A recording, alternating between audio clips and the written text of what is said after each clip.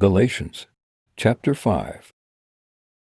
Stand firm, therefore, in the liberty by which Christ has made us free, and don't be entangled again with a yoke of bondage.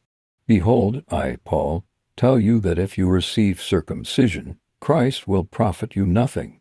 Yes, I testify again to every man who receives circumcision that he is a debtor to do the whole law. You are alienated from Christ, you who desire to be justified by the law. You have fallen away from grace.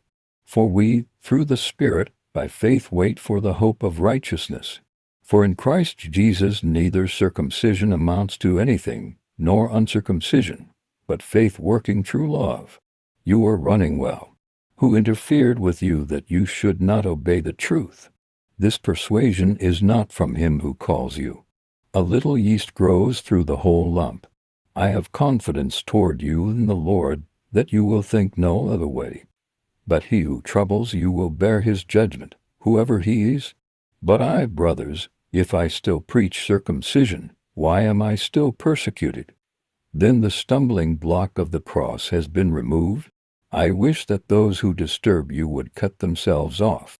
For you, brothers, were called for freedom. Only don't use your freedom for gain to the flesh, but through love be servants to one another. For the whole law is fulfilled in one word, in this, you shall love your neighbor as yourself. But if you bite and devour one another, be careful that you don't consume one another. But I say, walk by the Spirit, and you won't fulfill the lust of the flesh. For the flesh lusts against the Spirit, and the Spirit against the flesh. And these are contrary to one another, that you may not do the things that you desire. But if you are led by the Spirit, you are not under the law.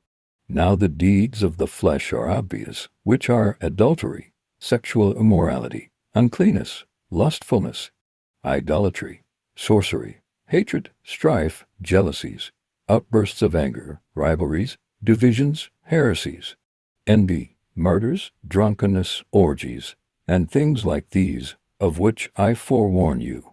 Even as I also forewarned you, that those who practice such things will not inherit God's kingdom.